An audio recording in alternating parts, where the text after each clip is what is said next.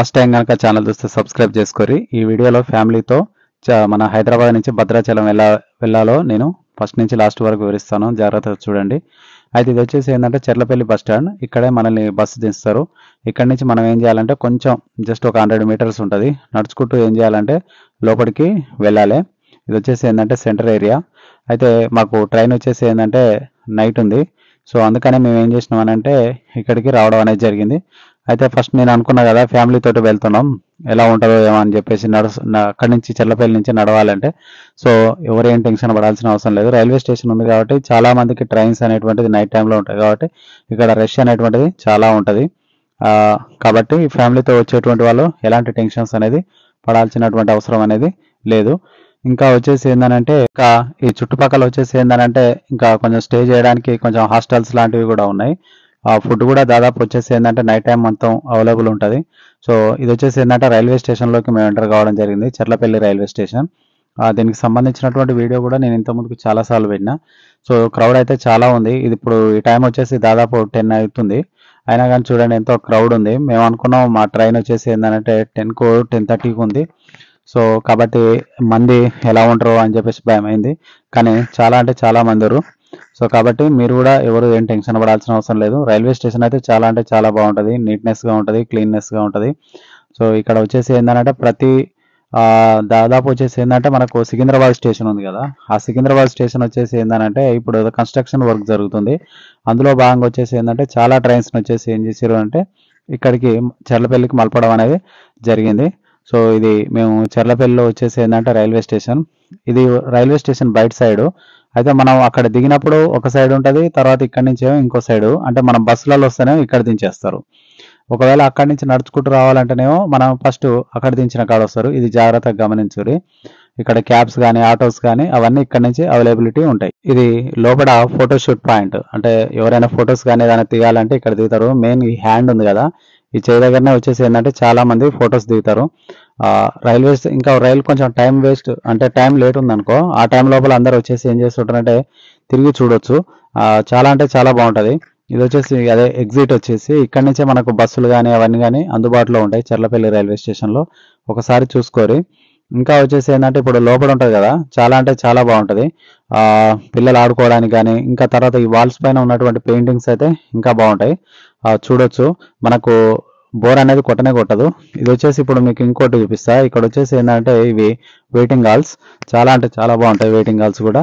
So ఇక్కడ వచ్చేసి మన ట్రైన్స్ వచ్చేసి ఏంటంటే కొంచెం టైం ఉంటే మనం ఏం చేయొచ్చు అంటే ఇందులో వచ్చి కూర్చోవచ్చు.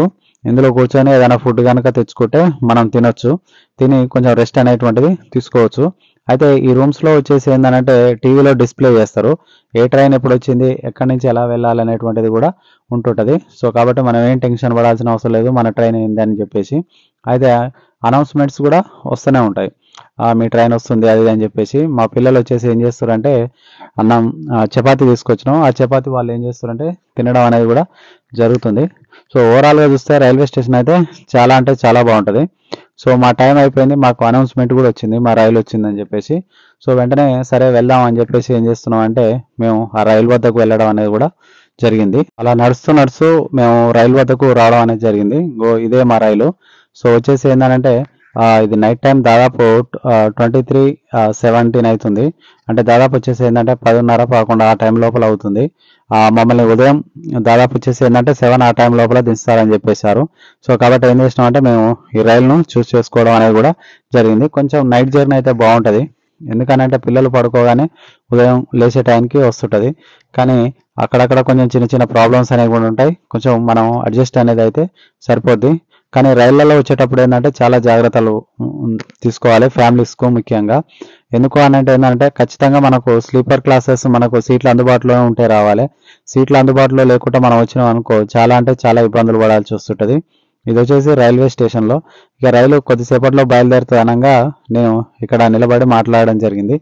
అయితే రైలు స్లోగా మూవ్ అవడం అనేది కూడా జరుగుతుంది. ఇది ఇండియన్ రైల్వేస్కి సంబంధించినటువంటి లోగో. ఇక మా రైలు మూవ్ అయిపోయి పోతుంటే ఎంత తొందరగా భద్రాచలం వెళ్తామా అని చెప్పేసి అనిపిస్తుంటుంది.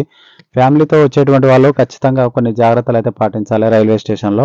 ఎందుకనంటే రైల్వే స్టేషన్లో చుట్టుపక్కల ప్రతిదీ గమనించాలి, ఎవరు వస్తారు ఏ విధంగా అని చెప్పేసి. ఎందుకంటే మంచి ఉన్న చోట చెడు కూడా ఉంటుంది కాబట్టి ప్రతి ఒక్కరు కొంచెం జాగ్రత్తగా ఉంటూ చూడాలి. తర్వాత వచ్చేసి మెడలో వచ్చేసి ఏంటంటే గోల్డ్ కానీ ఇంకా వేరేది ఏదైనా ఉంటే కొంచెం జాగ్రత్తగా చూసుకోవాలి. చూసుకొని వచ్చేసి ఏంటంటే ఎక్కువగా చుట్టుపక్కల అబ్జర్వ్ చేస్తూ ఉండాలి. ఎక్కువ జెంట్స్ వచ్చేసి, లేడీస్ కూడా చాలా జాగ్రత్తగా ఉండాలి.